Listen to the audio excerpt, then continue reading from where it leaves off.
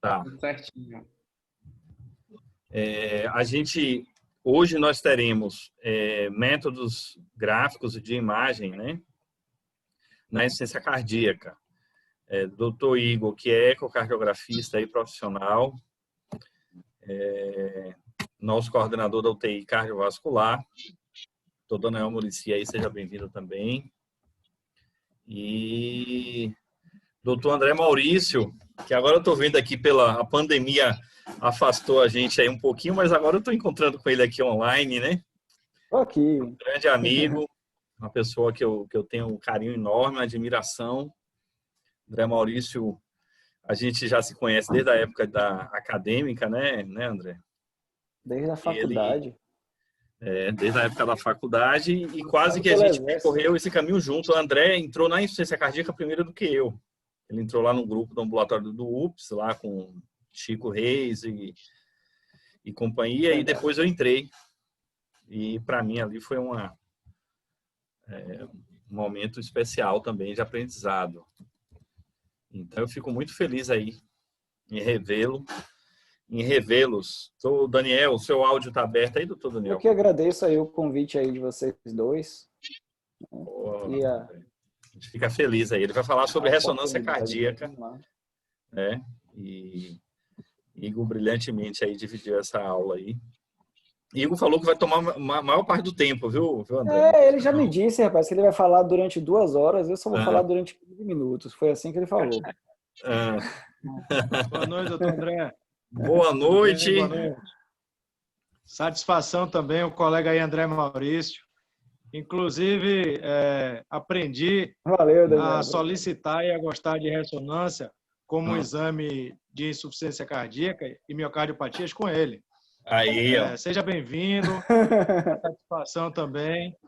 Pessoa de altíssimo nível, e hoje a gente tem lá a oportunidade no Roberto Santos de pedir ressonância, e foi uma das pessoas que primeiro começou a solicitar e explicar ressonância em Salvador e na Bahia.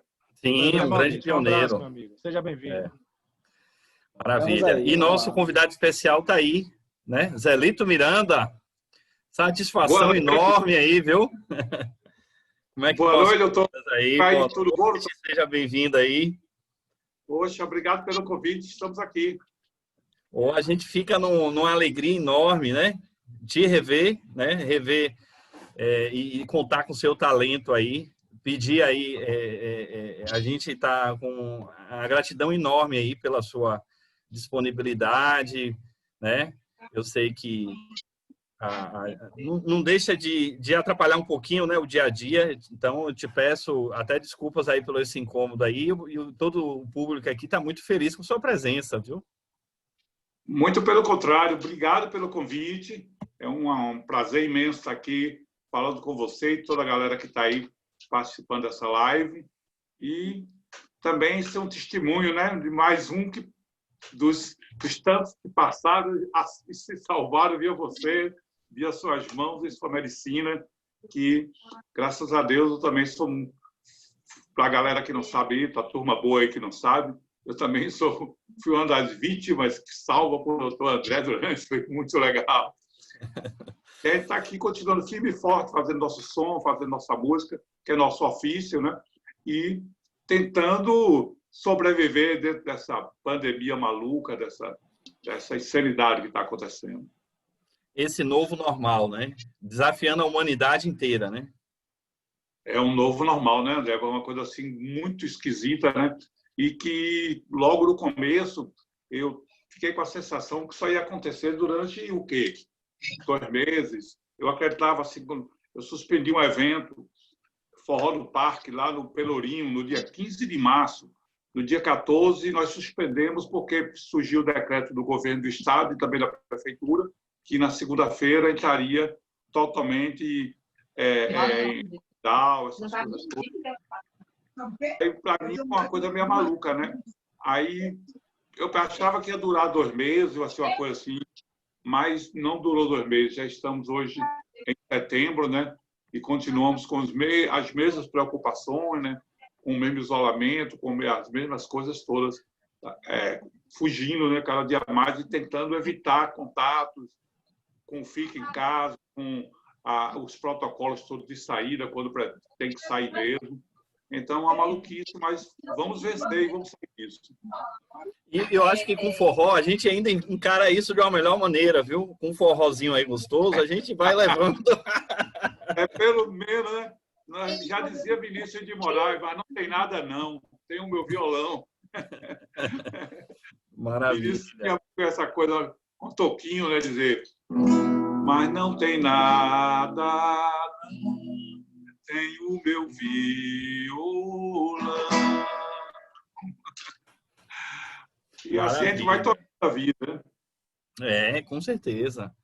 Igor também faz parte aí do atendimento. A gente tem vários profissionais da UTI cardiovascular, lá do Roberto Santos, o pessoal da enfermagem, bem empenhado, né? O pessoal da fisioterapia, o pessoal da psicologia, nutrição. A gente tem, graças a Deus, uma equipe multiprofissional, e isso aí é uma orquestra, né? Cada um contribui, e o somatório disso aí é uma harmonia, é um resultado que sai com o sucesso da vitória e recuperação dos pacientes, né? Eu fui testemunha ocular, né, da sua equipe, de como funcionou o Roberto Santos.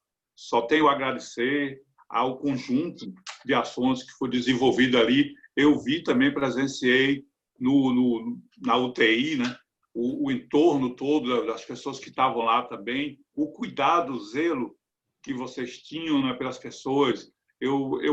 Pelo fato de eu estar numa condição até mais lúcida, né, de que alguns, eu dava para ficar observando muito isso. Aquelas horas vagas imensas que nós temos, né? A gente fica ali matutando, aí pensando, cá com os botões da gente, dizendo que coisa legal, né? Com certeza. Coisa muito legal, porque você sai dali renovado realmente. E quando acontece uma tragédia, é uma coisa que eu sinto que vocês sentem também muito, né? Mas a tônica é a vida ali, né? Vocês, parabéns à UTI do Roberto Santos, sob seu comando de cardiologia, foi que eu conheci, e toda a equipe. Eu só tenho a agradecer, e sei que tantos outros, inclusive amigos meus, né, que estiveram por lá, colegas meus, sentiram também isso bem na pele, né, cara? Então, como vocês tratam bem as pessoas, e a gente fica muito feliz de saber que a medicina tem esse olhar humano, com os bons profissionais como vocês, e que aí vocês têm um olhar humano. Isso é muito interessante. Não é que a gente perca o medo de adoecer, mas a gente sabe que tem um conforto, que cada doença é uma contingência, né? Vem da vida, vem do nosso processo mesmo, de não se cuidar, de se abandonar um pouco, não por assim, não vou me abandonar no sentido de abandono, mas assim, não se preocupar com determinadas coisas que hoje quem já passou por um fundo de agulha, por um funilzinho, sabe que você tem que se preocupar com isso, e o olhar tem que ser esse. Mas muito legal, eu acho que você comandando essa live com a sua equipe é muito bom, porque também mostra um outro lado. A internet ficou para isso, né? Para você ter esse diálogo, ter essa comunicação, que às vezes o leigo talvez não saiba, né, André? Porque olha assim, diz, pô, o doutor André está ali com a equipe dele, está um hospital do estado, aquela coisa, nada. É uma coisa de excelência, galera.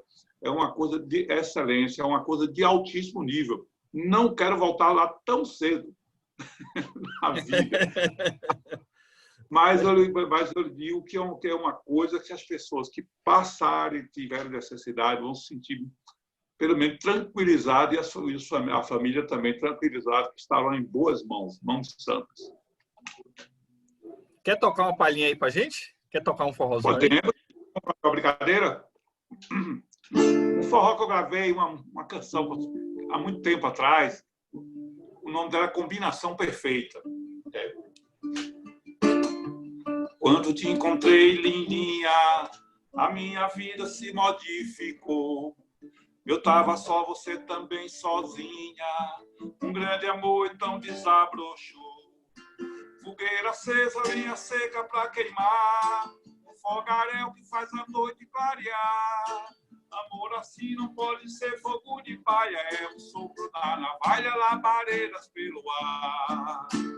Aí, meu amor, Felicidade não se deixa pra depois. Aí, meu amor, nosso namoro é que nem baião de dois. Aí, meu amor, felicidade não se deixa pra depois. Aí, meu amor, nosso namoro é que nem baião de dois. Botão e casa, mão e luva, anel e dedo, alucinação e medo, caruru e vatapá. Nosso destino é um menino de veneta, combinação perfeita, nada vai nos separar. Botão e casa, mão e luva, anel e dedo, alucinação e medo, caruru e vatapá. Nosso destino é um menino de veneta, é combinação perfeita, nada vai nos separar. Aí, meu amor, felicidade não se deixa pra depois.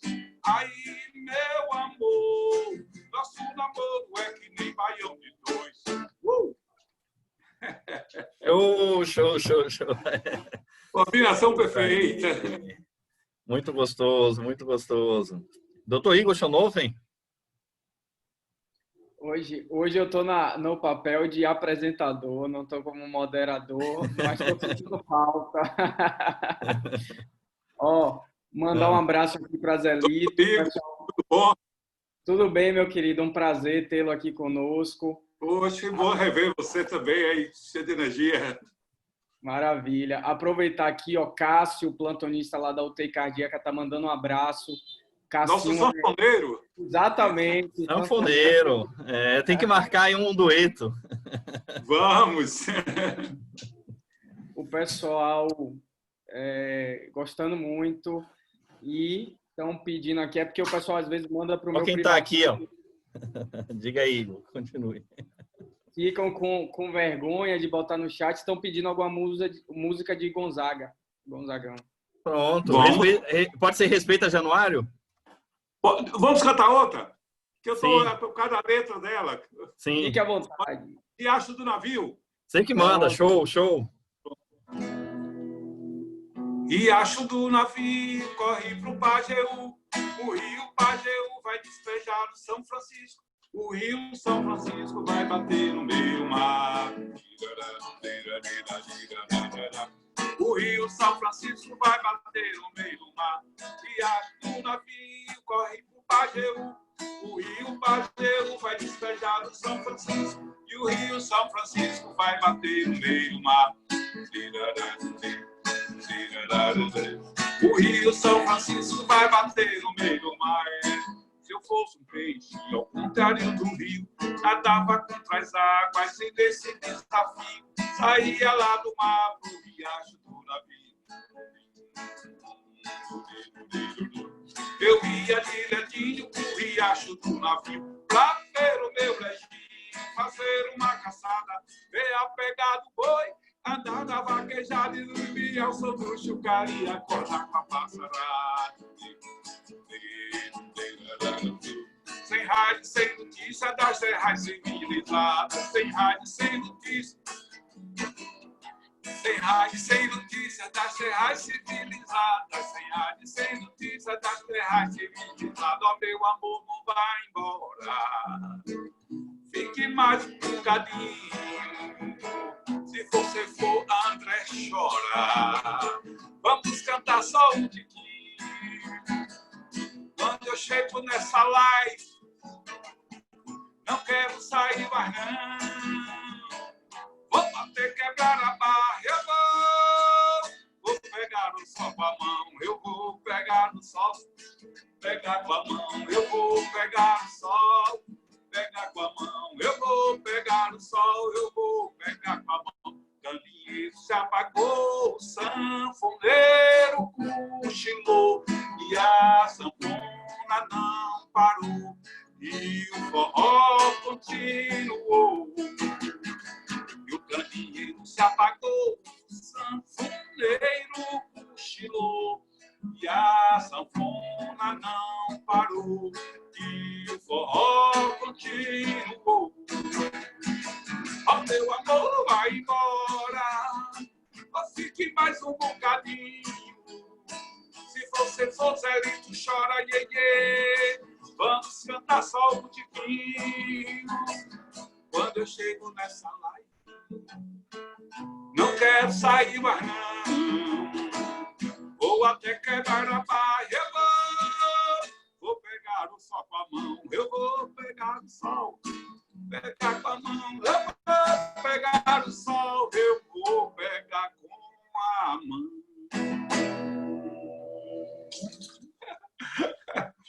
E essa princesa, esse rapaz aí, esse príncipe. Aqui é Valentina, viu? Aniversário dela amanhã, viu? Ô, Valentina, um grande beijo, meu amor. E manda um beijo, filho. Feliz nível para você, viu?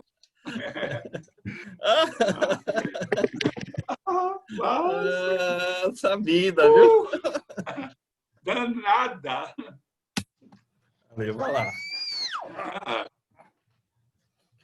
Show de bola, show de bola. Esse aqui, ó, esse Mário aí que tá assistindo aí é mineirinho, viu? O mineiro aí tá doido aí, tá gostando desse mineiro, viu, Zelito?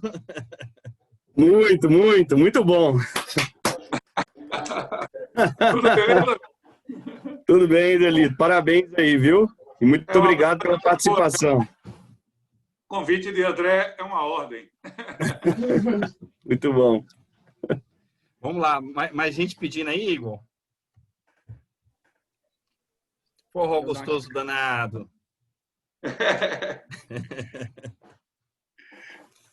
Mas, André, fala. Cassinho, se quiser pedir alguma música, manda aqui no chat, tá certo? Cassinho tá empolgado, ele já tinha comentado comigo desde segunda-feira que estaria presente. Tava morrendo de vontade de acompanhar com a sanfona, só que acabou. Ô, Igor, lá para ele, ó. Na casa de Zé vai ter muito forró, Na casa de Zé vou arrastar o pé até levanta pó. Na casa de Zé vai ter forró bodó. Na casa de Zé vai ter muito forró, viu, Cássio? Na casa de Zé vou arrastar o pé até levanta pó. Na casa de Zé vai ter forró bodó, Tem Rastafari, tem sufista e parafina, tem Viagra, tem menina, ninguém pode reclamar. O Santo Padre diz que vai passar por lá, vai cair na bagaceira até o dia clarear. O Santo Padre diz que vai passar por lá, vai cair na bagaceira até o dia clarear. Lelelelele, lelelelele, lelelelele, la la la la. Lelelelele, lelelelele, lelelelele. Eita, cruz das almas que pega fogo! Eu vi aqui pedirem aqui, não sei se foi Cássio ou Igor. Foi Cássio. Umas ao vento. Ah, pode ser. Vamos lá? Liga a câmera aí, Cássio. Quero você aí. Doutor Cássio, grande abraço, meu rei. Legal. Falta que essa sanfona aí, né, rapaz? Depois a gente combina para marcar uns, manda os vídeos e interage de uma forma muito doida.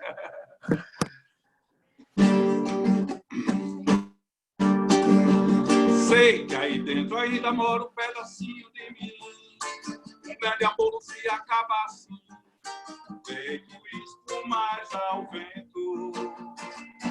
Não é coisa de momento, raiva passageira, mania que dá em massa, feito brincadeira. O amor deixa marca que não dá pra pagar. Sei que errei, tô aqui pra te pedir perdão.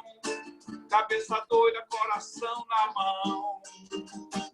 Desejo pegando fogo, sem saber direito aonde vou fazer. Eu não encontro uma palavra só pra te dizer. Mas se eu fosse você, eu voltava pra mim de novo. A porta vai estar sempre aberta, amor. Meu olhar vai dar uma festa, amor. Na hora que você chegar. E uma coisa fica certa, amor. A porta vai estar sempre aberta, amor. E o meu olhar vai dar uma festa, amor. Na hora que você chegar. Essa é a música.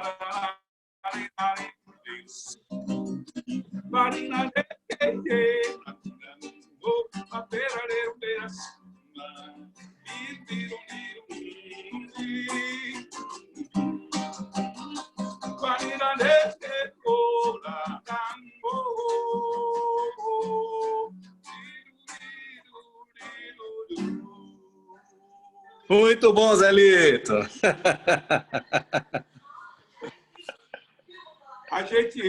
Tudo beleza com você, Cássio? Beleza, graças a Deus. Hã? Massa, velho. Se eu te falar, para a gente, nesse período que não tem a sanfona presente, a gente termina improvisando a sanfona no bico, né? No bico, exatamente. Mas vamos afiar. Eu estou afiando aí os dedos para a gente dar uma tocada. Vamos marcar um dia aí. Vamos marcar. Todo mundo se mantendo. Eu fiz uma live no sábado, inclusive, quero até divulgar, viu, André? E Cássio, Igor. Eu fiz uma live que foi o Forró no Parque Digital. Foram 3 horas e 10 minutos de live. Tá no YouTube. Vocês acessem Zelito Miranda Oficial. Foi uma live muito bonita, bem transada. E a gente fizemos uma coisa mais trabalhada, né? Aí envolveu mais gente. A preocupação foi imensa. Aí tivemos que fazer uma coisa bem, com muito distanciamento.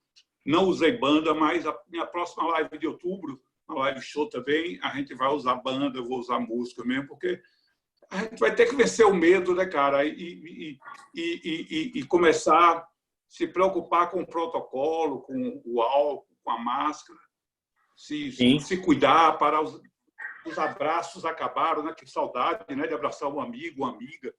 Poxa, brincadeira, né? Um beijo, cara. Então, uma cena meio ridícula, mas é o que temos para o momento, né? É o novo normal, como ele está falando, André. É uma coisa que a gente vai ter que se habituar.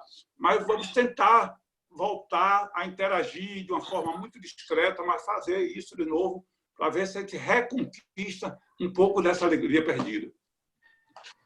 Verdade. Beleza. Eu acho que são desafios, né? O engraçado dessa história, uma das partes, é que há 100 anos a gente teve uma pandemia também, pelo vírus da influenza, né? Que foi a gripe espanhola. Há aproximadamente 100 anos. E na época também as pessoas tiveram que usar máscara, tiveram que tomar vitamina C. Na época se usava até uma quantidade grande de vitamina C. Algumas pessoas se intoxicaram por vitamina C.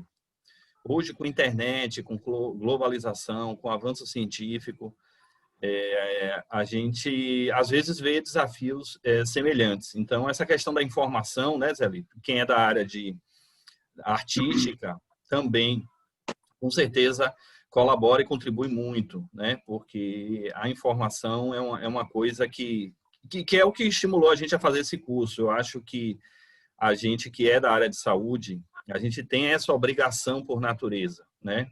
De ser comunicador, de auxiliar a chegar, a converter a informação científica para todas as pessoas e profissionais de saúde, na tentativa de não ter nenhum tipo de ruído na informação, né? Sem gerar nenhum tipo de polêmica, e buscar o melhor pela população mesmo, né? Independente do que seja, né? Quando uma coisa for benéfica, divulgar de maneira tranquila, e quando não tiver função também, fazer esse papel, né? E a gente ter esse cuidado aí, com muita informação que tem no WhatsApp, e às vezes essa informação ela não passou por nenhum tipo de filtro, e aí às vezes a gente a gente pode se arriscar a receber informações que não são verdadeiramente ou puramente verdade, né? Às vezes elas se deturpam, e aí a gente tem que ter cuidado.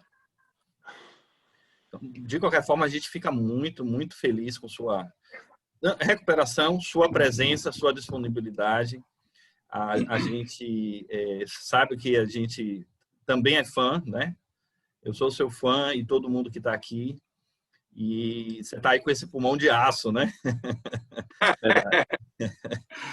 Viu? Muito obrigado. Doutor André, deixa eu só fazer aqui o pessoal aqui, só para Zelito acompanhar, já que eu estou acompanhando o chat. Muita gente dizendo que está com saudade de um forró, tá certo? Teve gente dizendo que levantou e começou a dançar para arrastar o pé e pedir a saideira para ele, para terminar com música. Sim, vou fazer uma de meu disco novo, disco de trabalho, para todo mundo que está ligado na live, nessa mega aula aí.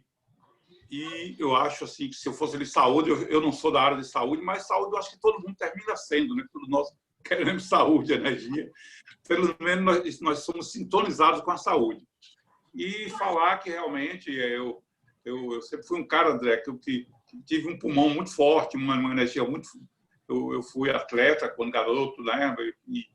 E sempre fui conhecido assim como um voz de trovão, ela brincava comigo, né? Então, eu agradeço muito o convite de vocês para estar aqui. André, você, um beijo nos seus filhos aí, Cassinho, Igor, todo mundo. Felicidade para todo mundo aí, muita alegria. E a gente vai se falando aí, qualquer coisa, é só mandar um sinal de fumaça, que o forrozeiro está aqui. Maravilha. Nessa saideira aí, vamos fechar a cam? Vamos, Igor? Vamos todo mundo fechar a cam e deixar ele aí na saideira? Beleza. Fechar o microfone. Forró Porreta, o nome de meu novo disco, que está no mercado de todas as plataformas, vocês encontram.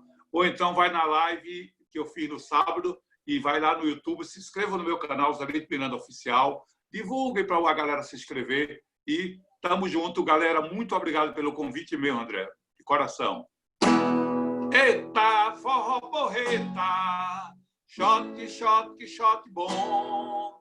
Eita, forró porreta, shot, shot, shot bom. Tô na fissura pra te ver, eu tô querendo teu amor. Eu tô troncho de saudade, me perdi nessa cidade, já não sei pra onde vou. Tô fissurado por você, repara só como é que eu tô. Eu tô troncho de saudade, me perdi nessa cidade, já não sei pra onde vou. Poluição, fome e corrupção, o cenário em minha volta cada vez fica pior. É desemprego, preconceito, é confusão, mesmo em plena multidão, a gente se sente só. Eu só relaxo quando caio no forró. Eita, forró porreta, shot, shot, shot bom. Eita, forró porreta, shot, shot, shot bom. Um beijo no coração de todos e viva o forró! Excelente, excelente. Muito obrigado mesmo. Tudo de bom para você, sua família. E a gente vai marcar novas lives aí. A próxima vai ser o dueto aí que vai entrar para a história. Zé Miranda e Cássio. Mas, por favor, vamos fazer essa mesmo. A gente marca, se encontra, toca presencialmente até, marca todo mundo a 2 metros de distância, faz uma roda de medicina e forró. Excelente. André, um grande beijo no coração, meu querido. Viu? Eu também. E muito obrigado mais uma vez pelo convite. Se sintam beijados todos que estão aí participando da live, apresentando a live, que estão interagindo e tudo. Eu fiquei muito feliz e lisonjeado pelo convite. E, de coração, vocês moram no meu coração. Muito obrigado, muito obrigado. Agora vamos seguir com a segunda etapa do mini curso. Antes, só um aviso, pessoal. Na próxima semana, nós iremos encerrar, né? Vai ter a última atividade, a última aula. Só vai mudar um pouquinho a rotina de vocês, tá? Preste atenção, porque vai ser na segunda-feira. Então, o encerramento vai ser segunda-feira, dia 14, no mesmo horário. Vai ter a live dos transplantados cardíacos. Pela primeira vez na história do país. A gente vai ter a live dos transplantados cardíacos. Então, se programem, que vai ser inesquecível, tá? A gente está preparando aí alguns depoimentos, algumas histórias. Então, se preparem que vai ser emocionante. Dando sequência aí, né, o nosso palestrante de hoje é Dr. Igor Schonhofen. Até hoje eu não sei pronunciar direito o sobrenome dele, mas é uma grande satisfação fazer essa coordenação dessa mesa, porque Dr. Igor foi um residente lá do Hospital Ana Nery, e a gente tem muito orgulho dele ter não só se destacado como residente, né, como um profissional de excelente qualidade, depois fez cardiologia, depois fez eco, e hoje ele compõe o corpo clínico do Hospital Geral Roberto Santos. A gente tem muito orgulho disso também. Ele é o coordenador da UTI cardiovascular e ele também é ecocardiografista lá do hospital. Então, doutor Igor, a palavra está contigo. Obrigado, doutor André, pela oportunidade, não só hoje, como em todos os momentos da minha profissão médica. Está aparecendo minha tela, só para confirmar. Igor, estava, agora está só uma barra. Projeta aí, por favor. E agora? Vamos aguardar, ele, acho que ele está carregando.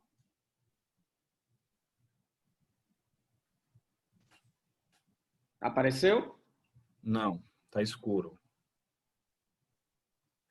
Espera aí.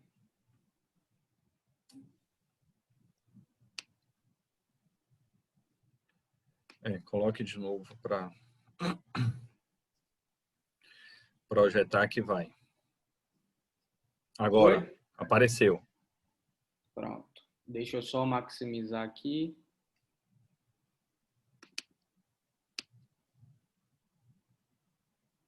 Tudo ok? Aparecendo completo na tela?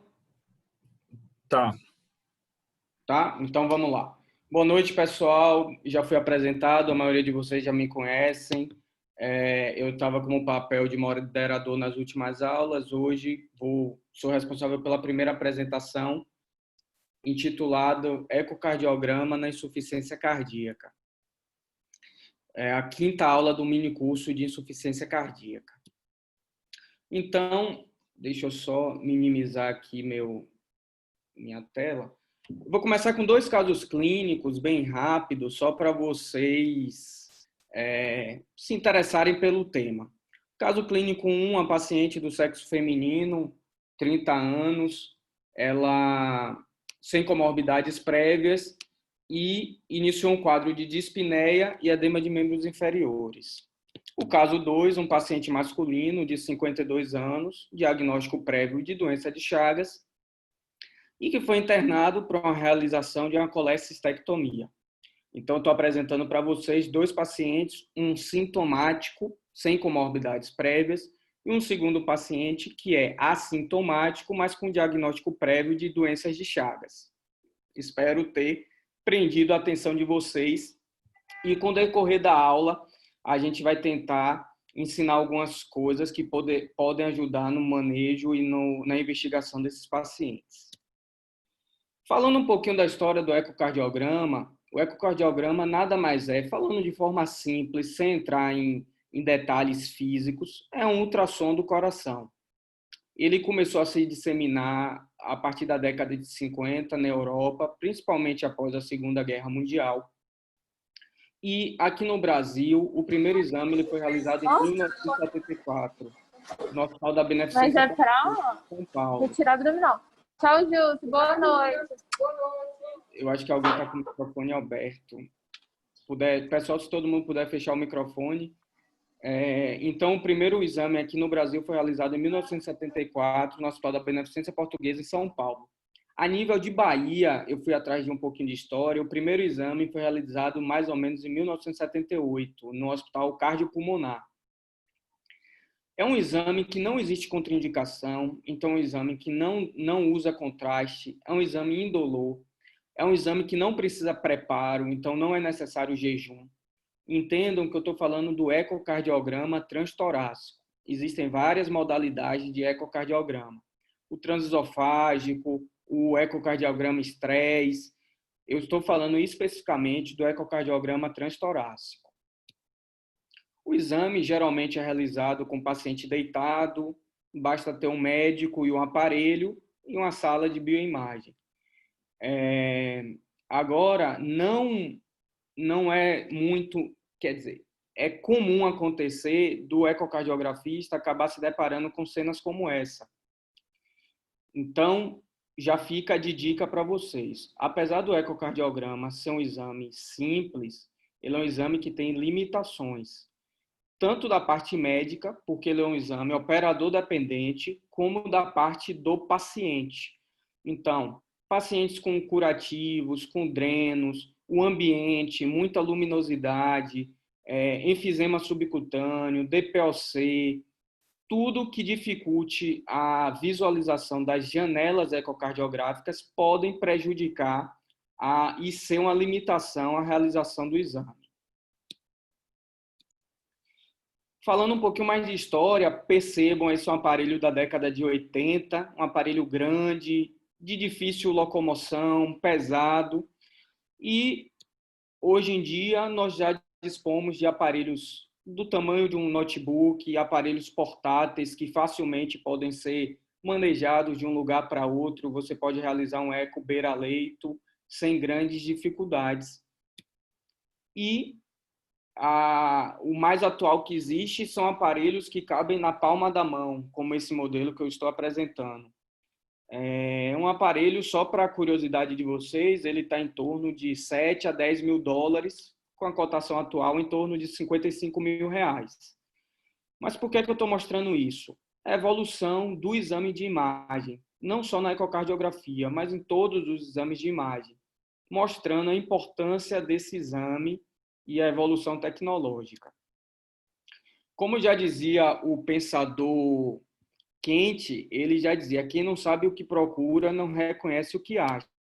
Então, eu apresento para vocês um exame ecocardiográfico normal, tá certo? Para vocês só terem uma visão rápida do que é uma contratilidade preservada, do colo que a gente usa para avaliar se tem algum refluxo, alguma estenose valvar. Esse é um eixo curto do coração, a gente está vendo o ventrículo esquerdo, o ventrículo direito mais acima.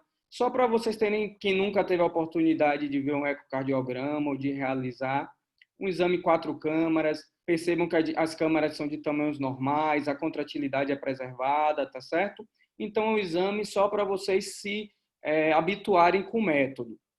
Aqui a gente consegue ver a parede anterior, a parede inferior, mais uma vez vendo válvulas, tá certo?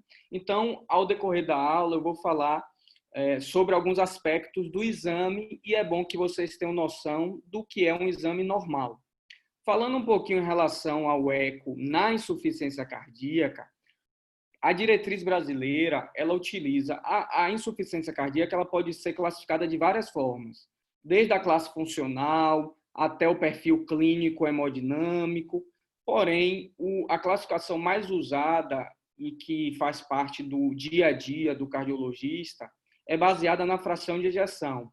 Então, como o doutor André falou já nas aulas anteriores, nós temos a fração de ejeção reduzida, que é quando ela é abaixo de 40%, uma fração de ejeção intermediária, que é entre 40% e 49%, e a insuficiência cardíaca com fração de ejeção preservada, que é quando a fração de ejeção é maior ou igual a 50%.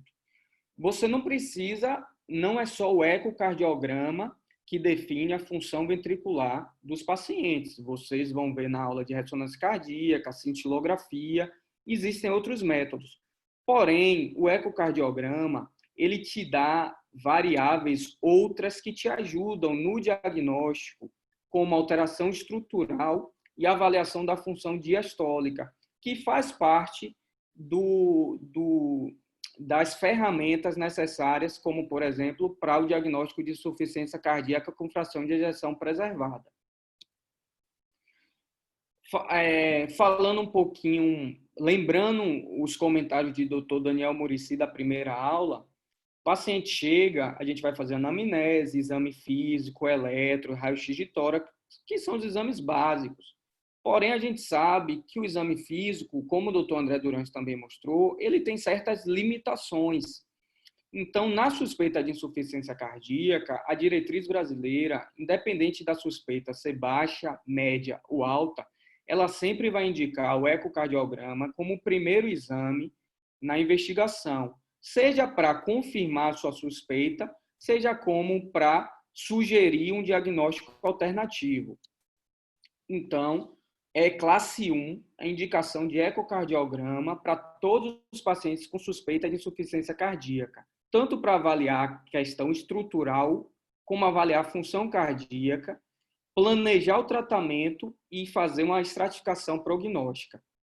Essa diretriz brasileira ela é de 2018, mas tanto a diretriz americana de 2017 como a europeia de 2016 indicam a mesma coisa. Depois que você fez um diagnóstico, existe necessidade de repetir ecocardiograma? Não, não existe indicação de uma repetição sistemática de ecocardiograma. O que existe é, o paciente tem o diagnóstico de insuficiência cardíaca, você deve repetir o eco sempre que houver alguma mudança do quadro clínico, por exemplo, o paciente internou por uma descompensação cardíaca, ou após início de tratamento medicamentoso para insuficiência cardíaca, você pode, após 3 a 6 meses, fazer um novo ecocardiograma para avaliar se ocorreu um remodelamento reverso. O que é isso? Se as medidas que você adotou estão sendo benéficas e se isso está causando um retorno estrutural do coração à sua normalidade. Inclusive, fazer ecocardiograma em intervalos predefinidos é uma estratégia que não traz benefício para o paciente. Isso eu faço essa ressalva porque é muito comum. Pessoal, se puder fechar o microfone, eu agradeço. É muito comum colegas ou até os pacientes mesmos pedirem para de 3 em 3 meses repetirem ecocardiograma para avaliar como é que estão. Por que o ecocardiograma ele é tão bom como exame de imagem? Independente de qual for o método de escolha, existem alguns fatores que são considerados como mau prognóstico para os exames de imagem. Entre eles, a fração de ejeção abaixo de 30%, uma disfunção do ventrículo direito, disfunção diastólica, hipertensão pulmonar, insuficiência tanto mitral como tricúspide e um realce tardio na ressonância cardíaca, que o Dr. André Maurício vai comentar mais à frente. O que me chama a atenção é que de todos esses fatores de mau prognóstico, o eco ele só não vai conseguir entrar na parte do realce tardio. Todas as outras, o eco ele pode ser uma ferramenta de avaliação. Então, além dos que eu acabei de citar, o ecocardiograma ele vai te ajudar a avaliar as válvulas cardíacas, vai te ajudar, é possível, através do ecocardiograma, você fazer uma estimativa da hemodinâmica de forma não invasiva, usando... Pessoal, se puder desligar o telefone, ou o microfone, perdão. Você pode avaliar através do stroke volume, que nada mais é do que o volume sistólico ejetado, e o débito cardíaco. E também não é o principal exame, mas é possível avaliar o pericárdio e os derrames pericárdicos. Então, veja que o eco é um exame simples, eu falo simples em termos de facilidade de execução, aparelhos móveis, a maioria dos hospitais dispõe, e que te permite uma avaliação de diversos parâmetros que te auxiliam na investigação. Só para a gente lembrar um pouquinho, insuficiência cardíaca é um diagnóstico sindrômico. A gente sempre tem que buscar o diagnóstico etiológico. E o ecocardiograma vai te ajudar nessa investigação, desde as doenças isquêmicas, que são as principais, que é a principal causa de insuficiência cardíaca no Brasil e no mundo, até causas mais raras ou menos comuns, como doenças infiltrativas, como a amiloidose, ou até mesmo como doenças de depósito, como a doença de Fabry. Tá bom, Igor, você já me falou da história do eco, dos aparelhos, e o que é que você busca no exame em si? Por que a fração de ejeção é tão importante? Simplesmente por conta disso. A fração de ejeção é um marcador prognóstico linear. Quanto menor sua fração de ejeção, maior sua chance de morte por qualquer causa, seja ela cardíaca ou não, inclusive morte súbita e morte por AVC. Como vocês podem ver na figura, quanto menor a fração de ejeção, no caso, nesse gráfico foi utilizado abaixo de 22%, maior a incidência de desfechos negativos. Outra questão que é importante é a fração de ejeção. A maioria, não sei se a maioria, mas talvez quase 100% dos trabalhos, eles utilizaram a fração de ejeção como critério de inclusão de pacientes. Então, quando o doutor André fala de tratamento medicamentoso, quando o Mário fala do sacubitril valsartana, todos os artigos, eles tiveram que usar um parâmetro para definir gravidade e para definir acompanhamento. E, geralmente, esse parâmetro utilizado é a fração de ejeção. Existem vários estudos na literatura mostrando que quanto pior a fração de ejeção, maior a chance de morte. E não só em relação à fração de ejeção, em relação à massa do ventrículo, ou seja, quanto maior a massa ventricular, maior a chance de desfechos negativos, e ao tamanho da cavidade. Então, como nesse trabalho publicado no JACC, quanto maior é uma curva de um Kaplan-Meier de sobrevida, quanto maior o diâmetro diastólico, o volume diastólico final, menor a sobrevida com o passar do tempo. Então, percebam como a função, a fração de ejeção, o diâmetro das cavidades e a massa das cavidades são importantes como fatores prognósticos e auxiliam tanto no tratamento, para a gente avaliar, como a resposta terapêutica, porque se o paciente começa a diminuir o tamanho de cavidade, começa a diminuir massa e começa a ganhar a fração de ejeção, são parâmetros que indicam que o paciente está respondendo bem à terapia. Como é que a gente calcula a fração de ejeção? De forma simples. Existem vários métodos, mas os principais que eu vou falar aqui são o método de Teikos, que você vai simplesmente medir o tamanho do ventrículo na sístole e na diástole, e o computador, o próprio aparelho, te dá a fração de ejeção. Você vai medir o tamanho do septo e vai medir a parede posterior, e a partir disso, através também de uma fórmula, você vai ter a massa ventricular. Em relação à insuficiência cardíaca, o mais indicado é que seja feito o método de Simpson para avaliação da fração de ejeção, porque ele é mais fidedigno.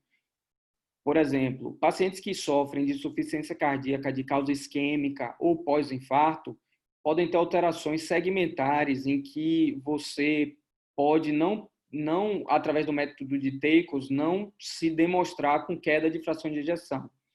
E mesmo que seja uma hipocinesia difusa, os guidelines, eles indicam que seja avaliada a fração de ejeção através do método de Simpson.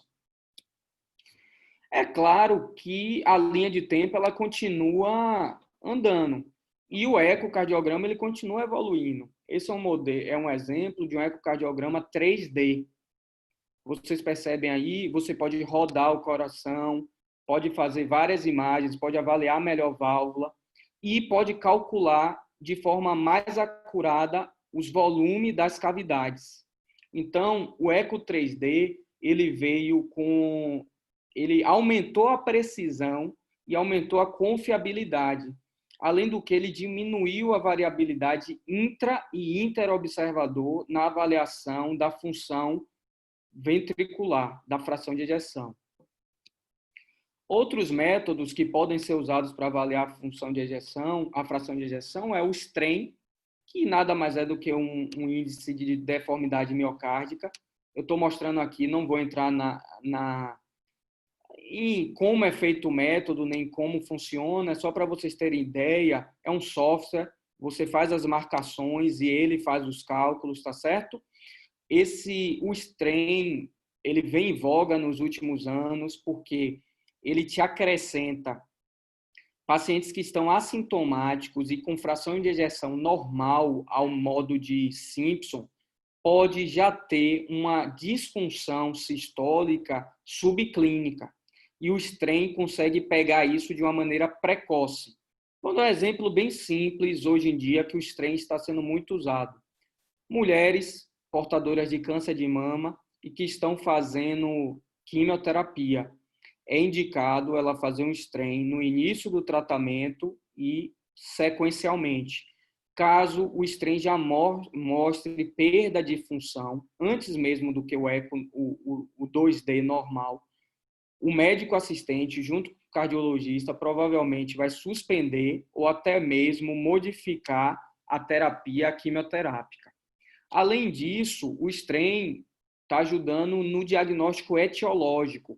Quando você termina o exame, você tem um mapa polar E esse mapa polar pode te sugerir algumas etiologias. O exemplo superior sugere uma amiloidose. Você tem aqui um achado que é chamado de bandeira do Japão, ou até cereja do bolo, tá certo?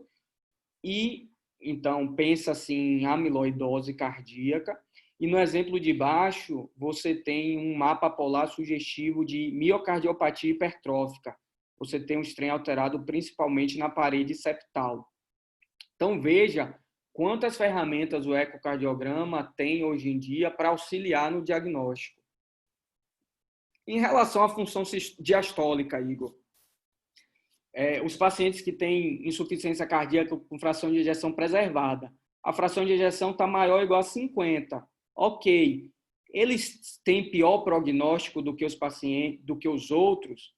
Já foi demonstrado que pacientes com disfunção diastólica, independente de terem sintomas ou não, independente da fração de ejeção, eles têm pior prognóstico. Quando eu falo função diastólica, eu estou querendo falar simplesmente em relação à complacência do ventrículo esquerdo. O que é isso? É a elasticidade do ventrículo esquerdo e a capacidade de receber sangue e se deformar. Ele se enche a baixas pressões. É uma avaliação que a gente faz. E a gente usa vários métodos para isso. Você pode usar o fluxo transvalvar mitral, tamanho do átrio esquerdo, refluxo tricuspídeo, dupla tecidual. São vários parâmetros que a gente usa para avaliar a função diastólica. Em 2016, foi feito um novo guideline, que não foi muito bem aceito pela Sociedade de Ecocardiografistas, mas eu vou me basear nela para dizer que, atualmente, a função diastólica ela pode ser dividida em normal, indeterminada e alterada, de grau 1, que seria antigamente a leve, grau 2 e o grau 3. O grau 2 seria a pseudonormal e o grau 3 o padrão restritivo.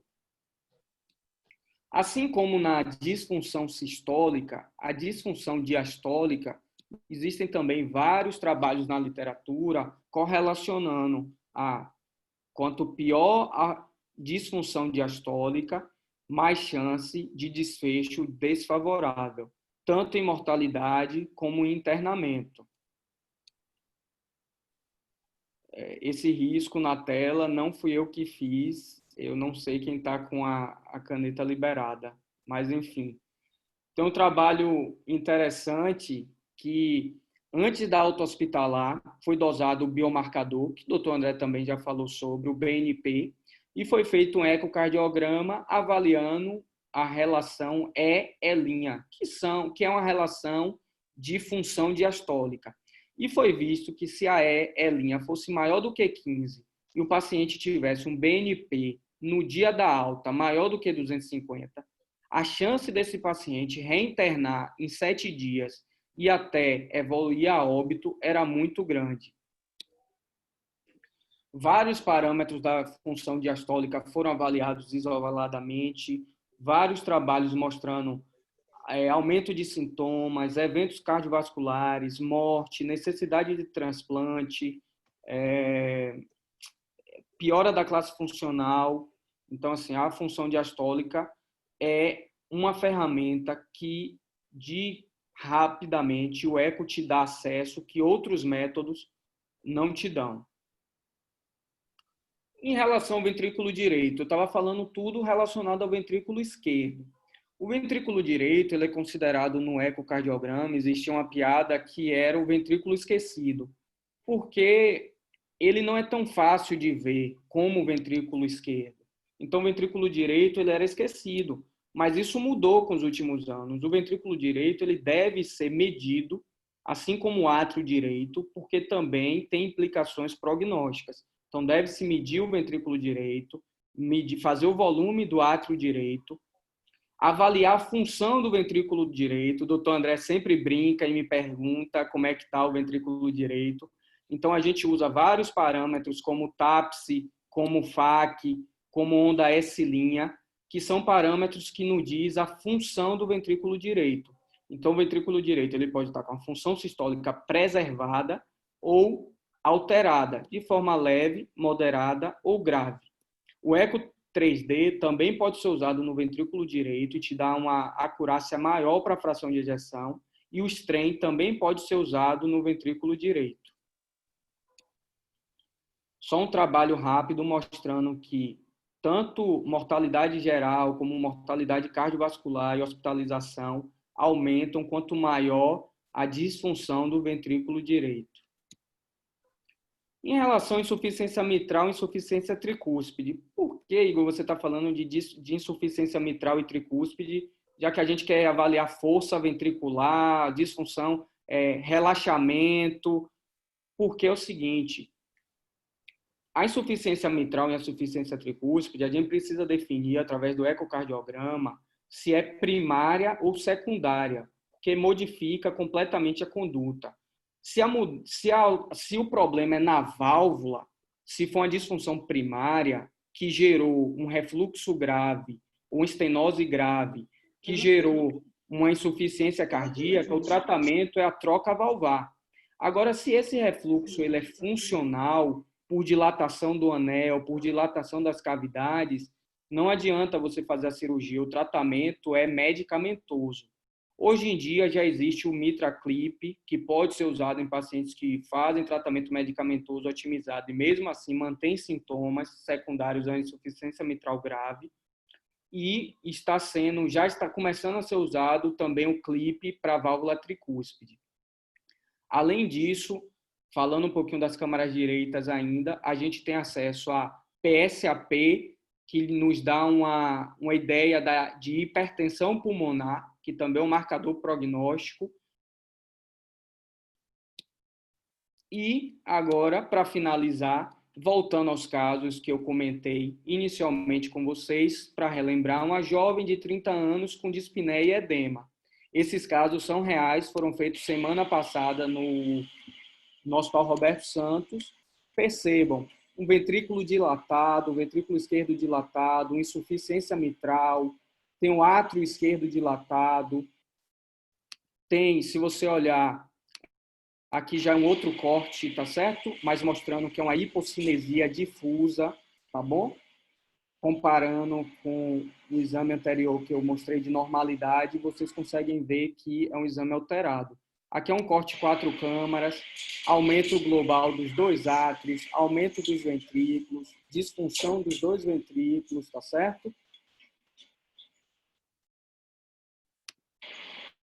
A insuficiência mitral sendo vista de outro lado, tem uma insuficiência tricúspide discreta. E, para finalizar esse caso, percebam essa nuvem rodando dentro do ventrículo esquerdo. Isso é chamado de contraste espontâneo. Isso é a pré-trombo. É como se fosse, como o ventrículo ele não contrai, o sangue ele começa a rodar lá dentro, ele não consegue se movimentar. Então, assim, é o caso de um paciente que tem C e entra no hospital com um AVC, por exemplo. Provavelmente a origem é cardioembólica. Para finalizar o segundo caso, um paciente assintomático que foi fazer um exame para cirurgia de colecistectomia. Percebam também, tem um derrame pericárdico discreto a leve, aumento do átrio esquerdo, tem também aumento do ventrículo esquerdo. Eu vejo que dentro do VD tem alguma coisa estranha, que eu vou olhar melhor quando eu for para 4 câmaras. Tem uma insuficiência mitral. Quando eu vou para o 4 câmaras, eu percebo aumento biatrial, vejo que o ventrículo esquerdo também tem dilatação, e percebo, em homenagem a Daniel Muricy, 2 fios aqui que são de marca-passo. Tem um fio no átrio direito e um eletrodo no ventrículo direito. Então, chagásico, usuário de marca-passo. Então, se eu pudesse resumir minha aula e a ideia que eu quero que vocês levem para casa, a mensagem que eu quero que vocês levem. O ecocardiograma, embora as diretrizes enfatizem que nenhum exame de forma individual satisfaz todos os requisitos de imagem, o ecocardiograma na insuficiência cardíaca ele é indispensável, tá certo? Alta disponibilidade, um baixo custo em relação aos outros exames e a versatilidade do exame, além das várias vários parâmetros que a gente pode usar. Finalizando, eu faço uma homenagem aqui a 2 pacientes meus, Mônica, uma paciente com IC de fração de ejeção reduzida, e Douglas, que foram transplantados em outro estado, que Mônica teve alta recentemente do hospital, sobrevivente, teve 5 paradas cardíacas, mas está bem, já está em casa, e Douglas, que foi um jovem com a miocardiopatia, um miocárdio não compactado, que já tem 1 ano de transplantado, também está bem em casa. E eu finalizo com essa imagem, já deixando o gancho que semana que vem a aula é com o Dr. André Durães e o tema será transplante cardíaco. Muito obrigado pela atenção.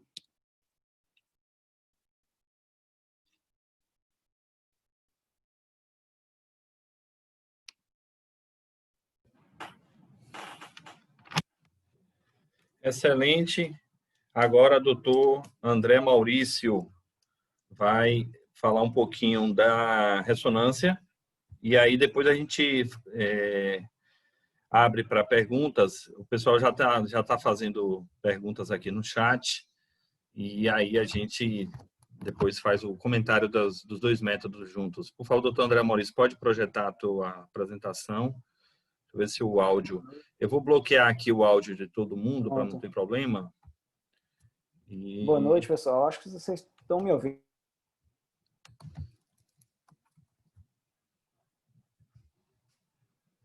André, boa noite. Olha aí se teu áudio já voltou. Pronto, agora já tá todo mundo me ouvindo. Acho que agora tá bem.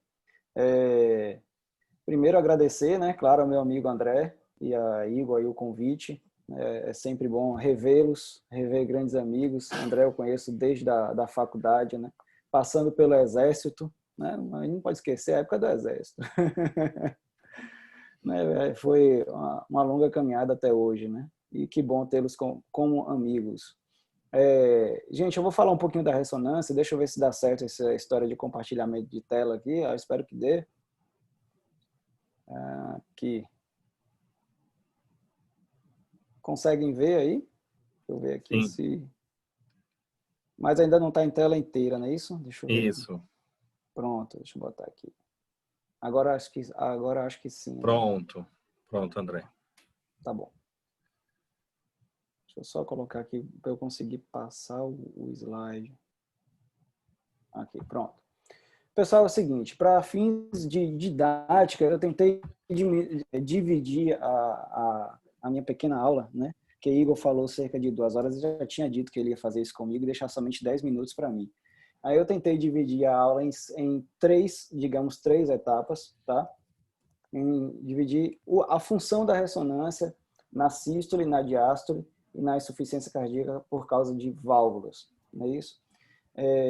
Obviamente eu quero já falar aqui que eu tenho um conflito de interesse que é muito importante, que eu gosto do que faço.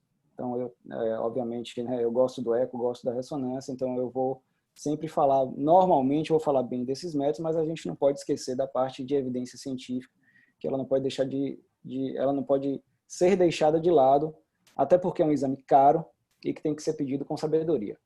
Então, vamos lá. O primeiro caso, eu vou apresentar um caso para a gente falar um pouquinho da questão da ressonância na sístole. Trata-se de um homem de 57 anos, diabético, hipertenso, tabagista, com história de dispneia aos esforços habituais há cerca de 8 meses. Lembrando, esse paciente ele nega dor torácica. Então, de antemão, a gente já consegue aqui ver que é um paciente de alto risco cardiovascular, do ponto de vista de doença coronariana, né? E vamos ver o que a gente pode extrair desse paciente, né, com a ressonância, né? Ele, obviamente, passou por um eco, né? É difícil um paciente ir para uma ressonância sem ter um eco antes. Ele tem uma dilatação importante de câmeras esquerda e uma fração de ejeção pelo Simpson de 34%, com sorologia negativa. A partir daí, a gente começa a se questionar qual é a causa dessa insuficiência. E aí a gente pode, sim, lançar a mão de um exame mais caro, como a ressonância. Tá? Vamos lá.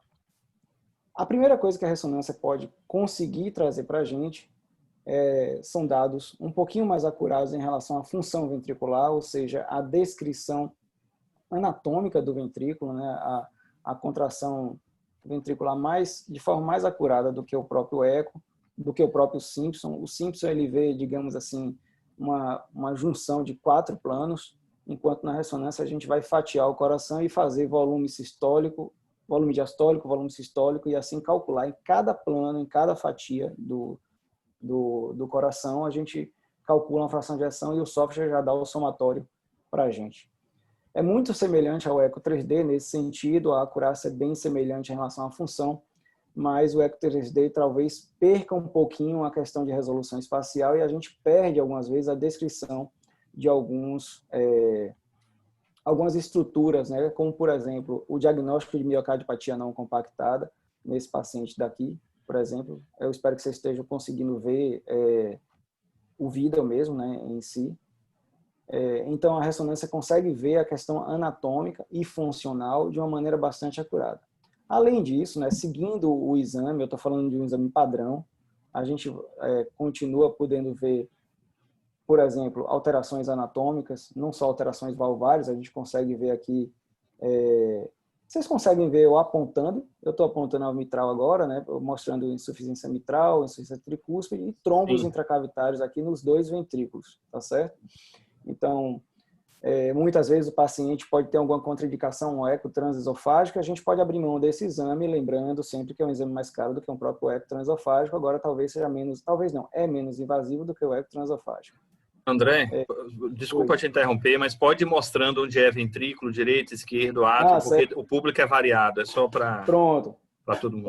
Voltando aqui esse slide, a gente tem aqui o átrio esquerdo, nessa câmera aqui, a gente vê a válvula mitral, folheto mais posterior, folheto anterior, o ventrículo esquerdo, o septo interventricular, o ventrículo direito, a válvula tricúspide e o átrio direito. A gente identifica bem que é o átrio direito, né? Tem cristos terminais, a gente vê aqui a banda moderadora também. E essas duas estruturas, né, redondas, digamos assim, no ápice dos 2 ventrículos, a gente vê a formação de trombos intracavitários nas 2 câmeras, né? Aí a gente vê claramente aqui insuficiência, né? Possivelmente insuficiências graves, né? A gente consegue ver o jato indo até o fundo do átrio esquerdo. É um dos parâmetros que a gente usa não só no eco também para avaliar essa questão de gravidade da insuficiência mitral. Então, tendo em vista essa história, né, assim, a gente consegue ver a questão anatômica, né, e a questão funcional de uma maneira bem acurada. Se a gente seguir um pouquinho, a gente pode ver a parte seguinte do exame, que é a parte do realce tardio. A gente faz com o uso de gadolínio, né, que é uma solução paramagnética, né, um contraste paramagnético que normalmente ele vai sobressaltar as regiões que existem fibrose. E de acordo com a distribuição no miocárdio, a gente consegue dizer se essa fibrose ela é de origem isquêmica ou não isquêmica, ou seja, se foi um infarto passado ou se é uma outra injúria, uma injúria provocada por um vírus, uma injúria provocada por uma doença de depósito, uma injúria provocada por miocardiopatia idiopática e assim por diante. Mas a principal pergunta que a gente tem que lançar a mão na ressonância seria: é de origem coronariana ou não? Por exemplo, nesse paciente que a gente está vendo agora, ele é um paciente de alto risco cardiovascular. Se a gente pedir uma ressonância, a gente vai buscar se ele teve um passado de infarto silencioso, que pode ser uma causa de insuficiência cardíaca nesse caso. Seguindo, a gente está na parte do realce, na parte das alterações histológicas. Hoje em dia a gente tem, né, isso já existe há mais ou menos uns 5 a 10 anos, mas de forma mais, digamos, fazendo parte do dia a dia de quem faz ressonância. São os mapas T1s. A gente tem o mapa T1 nativo, que avalia mais fibrose, e o mapa T1, que a gente faz uma avaliação pré e pós-contraste, para a gente avaliar a questão de edema no miocárdio, e assim a gente diagnosticar, por exemplo, miocardite de forma bem acurada. É bem interessante esse método. Muitos dos locais que fazem ressonância no Brasil já tem o mapa T1. Isso a gente fazia até na época do Ananeri lá, então não é tão novo assim não. Está começando a ficar bem difundido esse método. Ainda na parte de realce tardio, a parte mais de avaliação histológica, quero dizer, né, esse é o tipo de realce da miocardiopatia idiopática, né? Normalmente isso pode ser também devido a uma miocardiopatia viral.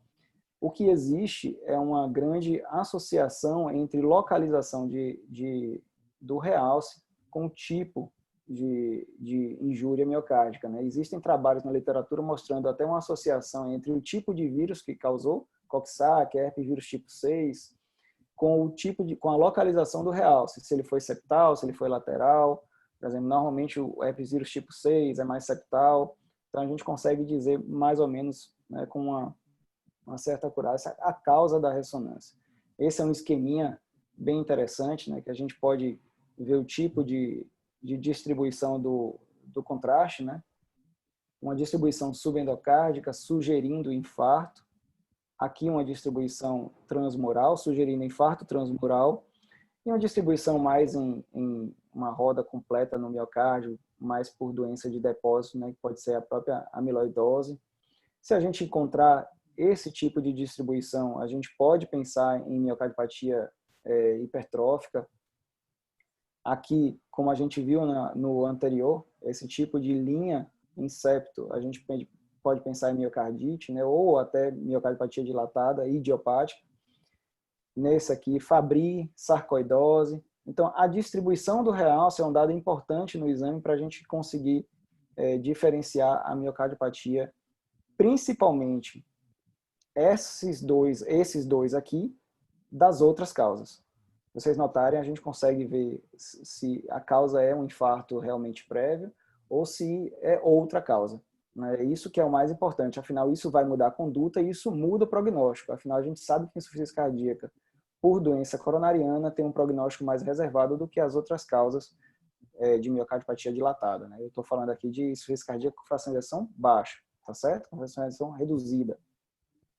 E aqui, já ainda falando daqueles dois daqui, desses dois tipos de distribuição, ou seja, eu vou agora me concentrar em pacientes que têm doença coronariana. Dentro dos que têm doença coronariana, já no mesmo exame, eu vou dizer se essa parede ela é viável ou não. Viabilidade, né, é um tópico na cardiologia bem controverso em relação à mortalidade. Realmente, controverso em relação à mortalidade, desculpem, não é. O que a gente tem de evidência hoje é que o estudo de viabilidade não tem impacto em mortalidade. Pode ter impacto, a gente tem que pensar sobre isso na hora da gente solicitar esse tipo de exame, pode ter impacto na qualidade de vida do paciente. Então, para quem que eu vou pedir um exame de ressonância para avaliar a viabilidade? Naquele paciente, por exemplo, esse seria o caso clássico, o meu paciente diabético, hipertenso, esse, por exemplo, diabético, hipertenso, com história de dispneia, que Durães, Igor, já otimizaram no ambulatório e o paciente continua com dispneia e ele não tem dor. Até porque se ele tivesse dor, ele entraria em outro fluxograma, no fluxograma de dor torácica, no fluxograma de pesquisa para angina, né, de doença coronariana.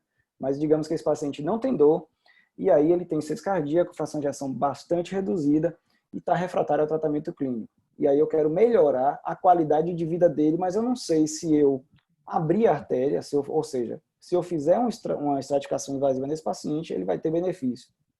Eu posso abrir a artéria e não ter benefício nenhum se eu encontrar esse tipo de realce aqui, que é um realce transmural, sugerindo infarto no passado, determinando uma possível falta de viabilidade nesse segmento. Ou seja, esse segmento não vai voltar a contrair e eu não vou ter benefício algum em relação à qualidade de vida desse paciente. Esse seria o que basicamente a gente tem hoje em dia em relação ao estudo de viabilidade. Além disso, se a gente quiser acrescentar, né, no exame o estresse, ou seja, a gente pode tornar a ressonância uma mistura de eco com cintilografia. Né? Então, a gente estuda todo o padrão anatômico, o padrão funcional do miocárdio, vê o realce tardio, mas a gente pode estudar a perfusão também, determinando se aquele paciente tem isquemia ou não. Então, naqueles pacientes que chegam para a gente com uma dor torácica atípica e a gente quer investigar a isquemia, a ressonância ela tem uma acurácia melhor do que a cintilografia para determinar não só a região, quanto a quantificação de isquemia nesses pacientes. O que a gente tem aqui são dois, eu vou mostrar só para vocês, essas são figuras, não é vida. Se vocês notarem aqui na parede lateral, a gente vê no final, isso aqui é uma sequência de imagens de perfusão, né? É um videozinho, né? Não é, mas aqui são fotos. Então, o início, o contraste entrando no ventrículo direito. Depois ele entra na cavidade, né? Ele vai passar pelo ventrículo direito, vai passar por toda a circulação pulmonar, chegando no átrio esquerdo, passa pelo ventrículo esquerdo e daí sim vai entrar, obviamente, nas coronárias também e vai tomar seu rumo para a circulação sistêmica. Entrando nas coronárias, onde existe perfusão normal, ele vai corar, digamos assim, o miocárdio vai ficar cinza por causa do próprio gadolinho, mas onde não tiver perfusão, ele não vai entrar, ficando preto. Então, isso daqui é uma região de isquemia, né, do miocárdio.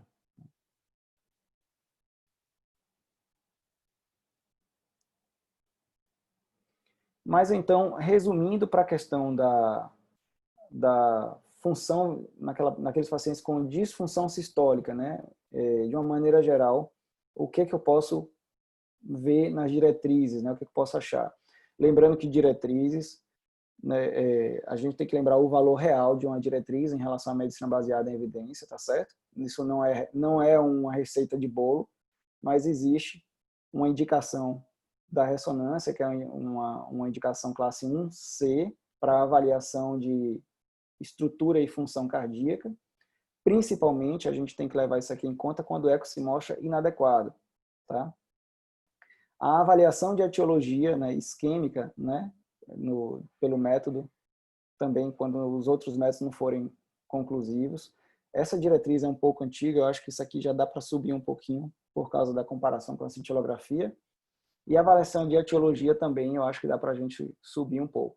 Mas lembre-se que isso aqui é uma opinião de especialistas, isso não é um ensaio clínico randomizado, isso é da diretriz, tá certo?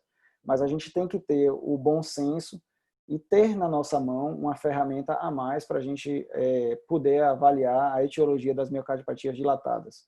E a ressonância é uma boa opção. Ainda na insuficiência cardíaca, claro, a gente pode ir agora estudar a diástole, né? Eu vou trazer esse caso aí de uma mulher de 62 anos, hipertensa. Essa sim tinha um desconforto precordial mal caracterizado, associado aos esforços, e também referia dispneia também associada aos esforços. Tinha um irmão com morte súbita aos 40 anos, e o ecocardiograma revelava um ventrículo esquerdo com função sistólica preservada, mas uma espessura septal aumentada, sendo questionado essa visão aqui pelo eco, ela tinha uma janela possivelmente ruim. Notem o seguinte, aqui a gente já consegue perceber que a ressonância pode trazer uma vantagem para essa paciente em relação à quantificação dessa espessura. E outra questão que a gente pode avaliar aqui é o uso da ressonância para avaliar essa dor precordial, né? Uma dor precordial atípica, para a gente ver se essa paciente ela tem uma isquemia, né? E, claro, se a gente quiser investigar de uma maneira não invasiva, se a gente achar que essa paciente é de moderado risco, e aí for para um estudo não invasivo buscando doença coronariana. Então, sobre a primeira indicação, né, uma possível indicação seria a avaliação do septo. Muitas vezes no eco a gente não consegue visualizar de maneira adequada, a gente mistura um pouquinho aquelas trabéculas do ventrículo direito, às vezes não tem um limite muito adequado. Essa imagem também não está também muito adequada, não. Na ressonância a gente consegue uma visão bem mais linear, né, e acurada, uma resolução espacial muito legal em relação a isso daqui. A gente consegue fazer a espessura do septo bem detalhada, né? Aqui, para vocês entenderem melhor a anatomia, que é o átrio esquerdo. Essa parece uma visão bem parasternal, né, do eco, seria o parasternal longitudinal. Então, átrio esquerdo, válvula mitral, folheto anterior da válvula mitral, folheto posterior. Aqui o ventrículo esquerdo, a região septal, que a gente está vendo bastante hipertrofia. A gente vê que quando existe a contração, existe um certo borramento aqui, justamente o efeito Venturi acontecendo, né, da válvula mitral, com a obstrução dinâmica da via de saída. Aqui já é a aorta. Então, E aqui é um pedacinho do ventrículo direito. Eu vou só parar aqui para mostrar para vocês seguirem aqui a minha seta. Isso daqui é um realce tardio. Então, essa é uma sequência de pós-contraste. Isso aqui acrescenta risco de morte súbita para o paciente. Aqui do mesmo jeito desse daqui. Muitas vezes, quando a gente tem uma certa dúvida do implante de um CDI para o paciente com miocardiopatia hipertrófica, a gente pode abrir mão da ressonância para que ela seja, talvez, um critério a mais para a gente usar na estratificação de risco de morte súbita desses pacientes. Então, nessa paciente estaria bem indicado se a gente quisesse essa estratificação mais refinada de morte súbita, né?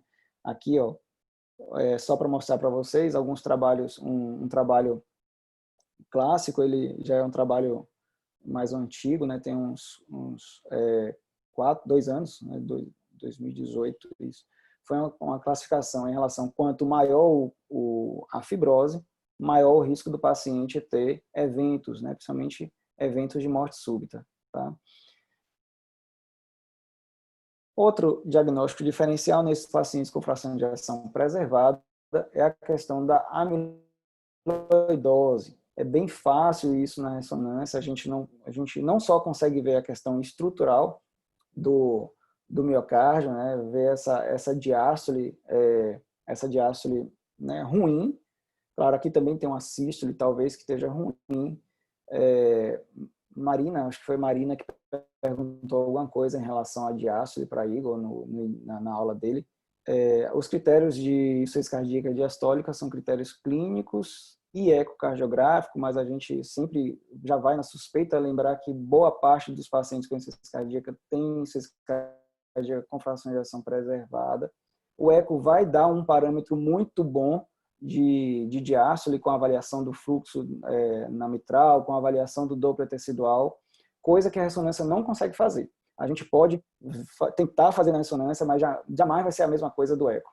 E, além disso, por exemplo, para a questão da diástole, a gente consegue, na fase mais tardia do exame, que é a fase do realce tardio, notar que existe, por exemplo, muda a conformação do tipo de distribuição. A gente pode sugerir com a distribuição do realce tardio, ou seja, a distribuição da fibrose, e a distribuição também da mudança da intensidade da cavidade, né, do sangue, e dizer que isso daqui, né, esse tipo de distribuição é mais compatível com distribuição de depósito, de depósito de composto amiloide no miocárdio, e também no sangue tem depósito de composto amiloide, porque isso daqui é como se fosse o sangue passando rápido, não consegue deixar essa característica mais branca, né? Que aqui o sangue está circulando de maneira mais devagar por causa do próprio composto amiloide. Isso tem uma acessibilidade de 80% e uma especificidade de cerca de 94%. A gente consegue chegar perto de digamos, quase de uma biópsia, né? Com essa especificidade. Então, é uma especificidade muito boa para esse tipo de diagnóstico. E o terceiro caso é o caso que não é nem sístole, nem diástole. É um jovem do sexo masculino de 28 anos, com história de dispneia, os esforços habituais. E lá no ambulatório de insuficiência cardíaca, né, Igor viu um sopro sistólico grau 3, eu estou 4, desculpa. E um sopro em foco mitral grau 3. Eu falei oposto, né? Mitral grau 3 e aórtico grau 4, ou seja, o paciente tem uma insuficiência mitral, né, e uma insuficiência aórtica. Então, é um paciente que possivelmente, se ele tiver no ambulatório de insuficiência cardíaca, a gente já pode pensar, né, e ele tem história de dispneia, de que ele tem uma dispneia secundária a uma insuficiência cardíaca por uma provável valvulopatia e até uma miocardiopatia, uma dilatação de ventrículo esquerdo e direito secundário à valvulopatia. Ou seja, o problema primário desse paciente é a válvula. Ele traz ecodiscordantes, então, nesse sentido, a ressonância pode trazer uma fração de ejeção adequada para a gente e também quantificar a relação, o grau da valvulopatia. Esse aqui não está rodando. A gente consegue quantificar o grau da valvulopatia e, novamente, a questão da anatomia. Lembrando o seguinte, não vai chegar a ressonância, não vai chegar as informações que o eco consegue dar em relação à válvula para a gente. Realmente, nessa parte de válvula, a gente não consegue chegar perto do eco, tá? Isso a gente vê bastante frequência, existe um erro grande ainda em relação, mesmo nas lesões regurgitantes. Lesões estenóticas não serve, a ressonância não serve, ela perde muito a acurácia por causa do alto fluxo. Lesões regurgitantes a gente consegue fazer a quantificação muito semelhante à quantificação do eco, mas obviamente que a gente tem o ecocardiograma, que é um método mais barato, né, e com a qualidade satisfatória para isso. Digamos que o estudo de valvulopatias pela ressonância ele só vai trazer realmente mais benefícios se houver uma janela acústica ruim, né, ou se houver dúvidas, dados conflitantes em exames ecocardiográficos.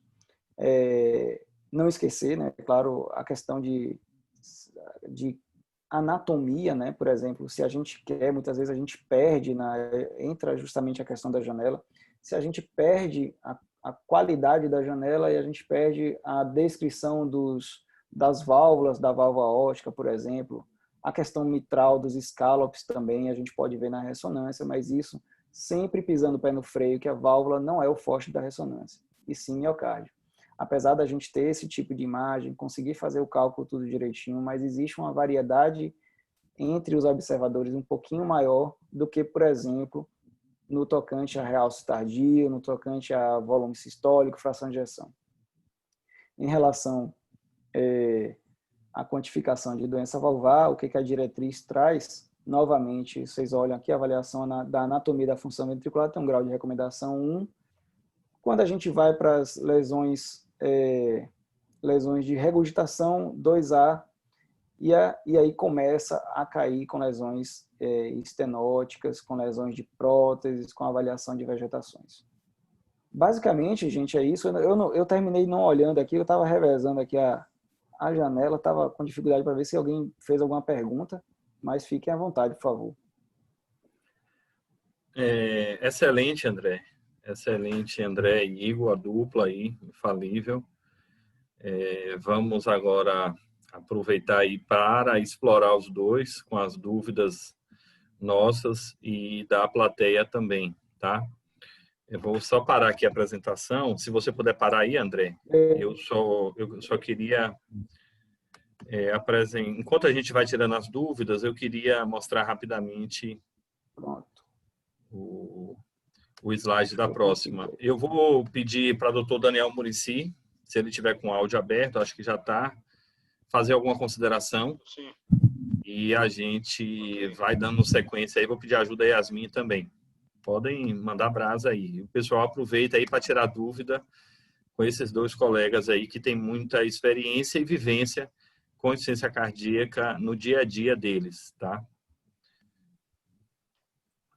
Dr. Muricy. Ok, doutor André. Boa. E aí, Daniel, tudo bem? Igor, tudo bem, André? E aí? Igor e André Maurício, parabéns pelas aulas. Assim, mesmo para quem é da área, para quem conhece do assunto, foi uma ótima revisão. Eu fiz algumas anotações aqui, a gente sempre aprendendo, né? E assim, eu queria fazer só alguns comentários. Estão ouvindo aí bem? Tô ouvindo. Só fazer alguns comentários, assim, de quem tem... Eu sou cardiologista clínico, né? Então, eu peço os dois métodos, e eu acho que os dois métodos, eles são complementares. Algumas só considerações. Gostei do que você falou, apesar de você ser... que fazer sua subespecialidade ser ressonância, o eco ainda é preferível para as questões de válvula, né? Principalmente endocardite. E a ressonância, ela ajudou muito a gente dar o diagnóstico de doenças anteriormente mais raras. Então, você colocou um caso aí de miocárdio não compactado, amiloidose hipertrófica, ela pode ser suspeitada pelo eco, mas a ressonância é o padrão ouro. E, assim, um comentário que eu queria fazer é a diferença dos pacientes que devem ser indicados ao eco.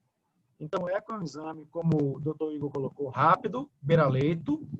Você pode fazer com o paciente em uso de dobutamina, você pode fazer com o paciente sentado, de lado, né? E pode ser usado também para verificar a resposta à dobutamina, resposta a volume. Então, o ecocardiograma para o emergencista, ele está muito bem indicado. Ele deve ser usado na UTI, né? Nas emergências, para ver tamponamento, derrame pericárdico. A gente lá no Roberto Santos tem essa oportunidade, Ana Nery, Santa Isabel. Os grandes hospitais têm ecocardiografia na sala de emergência e nas UTIs. Já a ressonância, se André Maurício me permitir, ela é um exame mais demorado, sofisticado, necessita que o paciente fique em decúbito a 0 grau, né? Então, assim, para os residentes, para a equipe de enfermagem, para a equipe multi, não se deve encaminhar o paciente, pessoal, para ressonância se ele está com derrame pleural importante, se ele está com saturação baixa, se ele está dispneico. É um exame muito bom, como o André Maurício falou, se a gente tem dúvida no diagnóstico, é um paciente obeso, que tem uma janela ecocardiográfica ruim, é um paciente, às vezes, que não consegue definir. Um colega faz o eco e dá um resultado, outro colega faz outro. A ressonância é muito boa, mas eu queria deixar essa observação, cuidado com pacientes instáveis, pacientes em uso de oxigênio, pacientes dispneicos, porque a ressonância, às vezes, se for um exame completo, ela leva em torno de 20 minutos, 20 e tantos minutos, e não deve ser feito para o paciente instável. Eu já tive alguns pacientes que o residente levou, teve que entubar fora da sala de ressonância, porque ainda tem um campo magnético muito grande, né, André? E, assim, não se entra na sala de ressonância, né, para entubar um paciente, nem com estetoscópio. Então, são métodos muito bons, ressonância excelente, padrão ouro para miocardiopatia, aquele paciente jovem que o eco é indeterminado, a sorologia para Chagas é negativa, mas, por favor, peçam ressonância para pacientes mais estáveis. E o ecocardiograma já pode ser feito em beira-leito, paciente com dobutamina, entubado, mais grave. Era essa a consideração que eu queria fazer, porque às vezes o pessoal se encanta pelo método e quer pedir, às vezes, para paciente mais grave, e isso deixa a gente no sufoco. Beleza, doutor Daniel. André, só para lembrar para o pessoal aí, rapidamente, eu vou pedir a Yasmin também que faça perguntas do pessoal do chat, que eu vi que tinham excelentes perguntas lá. Contraindicações para ressonância, André, para o pessoal aí ficar mais ou menos antenado.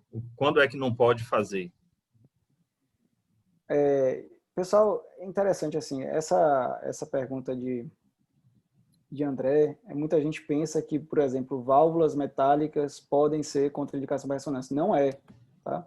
Válvula metálica não é muito antiga, que praticamente os pacientes dessas válvulas, as de Edwards, eles não estão mais vivos. Mas as válvulas atuais metálicas, mecânicas, elas são compatíveis com o campo magnético, não tem problema. Normalmente, cerca de 3 semanas depois, já dá para fazer o exame sem problema algum. Vai ter problema, na verdade, para mim, que vou laudar o exame, que vai ter o artefato da questão da válvula. A gente tem que lembrar, clipe metálico é contraindicação, clipe cerebral, tá certo? Tem aneurisma cerebral, é contraindicação para ressonância. Os marca-passos, tem que ver se o marca-passo ele é um marca-passo compatível com ressonância, marca-passo /CDI, né? E é isso, tá? Mas a maioria de próteses ortopédicas, válvulas metálicas, né? Válvula mitral, válvula óstica, em qualquer dessas posições, não são contraindicações, tá? Agora, vamos prestar atenção em CDI, marca-passo e clipe cerebral, tá certo? Excelente. Yasmin, eu vi que tinham perguntas. Fala um aí, por favor, Yasmin, do pessoal aí, que eu vi que tinham perguntas bacanas. Enquanto Yasmin procura, doutor André Maurício, em relação à disfunção renal, alguma contraindicação? Algum clearance que é usado no seu hospital de limite para poder fazer? O que a gente tem na literatura? A gente tem que ter cuidado com o gadolinho, né? O gadolinho, ele não é nefrotóxico, tá certo? Então, assim, pacientes com alteração renal, o gadolinho não vai pegar e empurrar o paciente para uma diálise. Não é nesse sentido. O que a gente tem que ter cuidado são pacientes, principalmente dialíticos ou pacientes que têm clearance abaixo de 40. Muitos serviços colocam clearance abaixo de 30, para que não seja feita a ressonância por causa do desenvolvimento de fibrose nefrogênica sistêmica. É esse o sentido da contraindicação, tá? Praticamente a contraindicação não se deve fazer, tá certo? Mas O gadolínio ele não é nefrotóxico. Então, aquele paciente, por exemplo, de 80 quilos, que tem creatina de 1,2, 1,3, ele tem uma disfunção renal, ele vai poder fazer. Ele vai ter o criança de 50, possivelmente, vai poder fazer até com mais segurança, digamos assim, o gadolínio do que um contraste iodado. Ele não vai, o gadolínio não vai empurrar ele para insuficiência renal aguda. Yasmin, pergunta do pessoal. Então, tenho três perguntas aqui. A primeira é de Marina Feitosa. Ela pergunta: para diagnosticar IC preservada, basta o critério de fração de ejeção e clínica ou precisa ter alguma outra alteração no eco, como disfunção diastólica, por exemplo? Doutor André Maurício acabou respondendo, mas só para Marina Feitosa, um abraço. Ela faz parte do nosso grupo de pesquisa. Ela acompanha o curso desde o início. Precisa, Marina, para o diagnóstico de insuficiência cardíaca com fração de ejeção preservada, você precisa ter sinais e sintomas clínicos, mais um eco com fração de ejeção preservada, fração de ejeção acima maior ou igual a 50%, e alteração BNP elevado, e alteração estrutural ou disfunção diastólica. Pronto. Bruna Góes, ela pergunta: foi dito que pacientes já diagnosticados com IC não se beneficiam de exames de eco seriado. Teria alguma outra indicação de periodicidade em que esse exame deve ser repetido? Na descompensação, sempre devemos realizá-lo? Isso, não existe periodicidade, não existe, não traz benefício. Na verdade, às vezes gera até ansiedade no paciente. As indicações são pacientes que apresentam algum tipo de descompensação, internamento hospitalar, ou que você quer avaliar a resposta ao tratamento. Mas não existe um período, se o quadro clínico se permanecer o mesmo, não existe em literatura indicação de, por exemplo, de 3 em 3 meses se repetir esse eco. Exceto algumas situações, né, Igor? O paciente está fazendo químio, e aí você suspeita que está perdendo função ventricular, às vezes você quer repetir para ver, né? Talvez uma situação. Boa lembrança, doutor André. Foi até o que eu comentei sobre o eco, o strain, que ele está sendo muito utilizado para segmento desses pacientes, mas aí a gente entra naquelas exceções. Em geral, paciente com IC, com diagnóstico já etiológico definido, não tem indicação de realizar com período definido. Exceto se piora a clínica, né? Piorou, às vezes é importante repetir, porque pode ter uma nova alteração estrutural. Outra indicação chata aqui que a gente cardio fez muito, para a perícia de INSS. Eles querem um eco recente. É uma indicação técnica, né? Mas está na lei. Você não pode encaminhar o paciente fazer um relatório de cardiologista para perícia de INSS com ecocardiograma com mais de um ano. Isso é uma completa convenção, né? Eu gosto de Muricy que ele joga logo na prática, isso é bom. É uma convenção da convenção do perito do INSS, realmente eles às vezes exigem meio que off-label isso aí, né? Mas na prática do mundo real, concordo com o Muricy. Fiz muito relatório por causa disso. Às vezes é um mês, viu, Muricy? O relatório um mês e o eco um ano, né? Na prática do mundo real, o próprio paciente pede o exame, não é nem mais o... Eu estou falando também. Assim, o que está escrito. Mais alguma, Yasmin? Bruna Góes, ela diz que quando rodou no Roberto Santos, quando ela rodou em cirurgia geral, viu muitos pacientes com IC realizar ressonância magnética como exame pré-operatório. É realmente necessário? É uma excelente pergunta, né? É a disponibilidade do método, né? Esse dia eu estava conversando com a residente da Unicamp, de rádio, ela falava assim, que lá tinha muito angio-TC para TEP normal.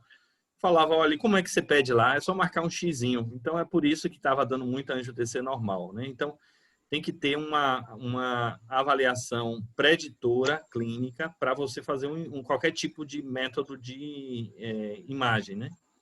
Então, não sei se André Maurício concorda com isso aí. Talvez essa questão da cirurgia geral, né, como pré-operatório, seja naqueles pacientes em que se suspeite, por exemplo, de uma doença coronariana. E aí você não tem um teste ergométrico disponível, ou o paciente não pode fazer o teste ergométrico por um outro motivo, tem uma contraindicação, e aí ele poderia fazer uma cintilografia. Nesse paciente, aí eu vou, obviamente, eu posso puxar a sardinha para o meu lado com evidência, a ressonância ela tem uma acurácia muito boa para a detecção de isquemia. Então, é uma boa opção.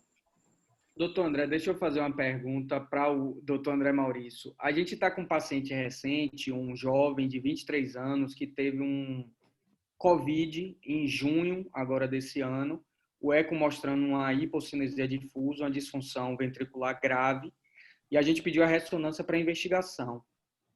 A ressonância veio sugestiva de miocardite. Minha dúvida é a seguinte: existe algo na literatura, ou você está sabendo de algo, de algum padrão sugestivo de miocardite que você imagine ser por COVID, ou não existe essa associação? Não tem nada ainda batido martelo em relação a coronavírus e distribuição de realce tardio, por exemplo. Entra bem de forma geral. Ainda não, nada específico. Só uma curiosidade, Igor, tem muito pouco tempo, deve ter menos de 15 dias, que uma brasileira em São Paulo, patologista, não sei se você viu, se eu te mandei essa publicação, foi a primeira pesquisadora do mundo a conseguir isolar o vírus literalmente dentro do miocárdio, porque até então não tinham conseguido fazer nenhuma técnica tinha conseguido isolar. Então, a gente via os efeitos do coronavírus no coração, né, que a gente já conhece, miocardite, mas não tinha ainda o diagnóstico anatomopatológico definitivo. E aí ela isolou, e isso foi pioneiro no mundo lá da USP, então a gente tem que ter orgulho disso aí. Foi uma brasileira. Eu acho que já chegamos, né, no avançado horário. Agradecer a presença de todo mundo. Só lembrar, o último lembrete, que é segunda-feira, 19h30, a primeira live dos transplantados cardíacos, tá? Vai fazer sucesso. Prepare um lenço, muita emoção. Agradecer novamente a Igor Schonhofen. Eu nunca vou falar o sobrenome dele certo, viu? Eu chamo de Sean. E doutor André Maurício, muito obrigado pela participação, doutor Muricy, Yasmin e todo mundo que pôde estar aí presente e estar aí nesse momento, reservar esse horário aí para compartilhar conosco. Muito obrigado, pessoal. Boa semana.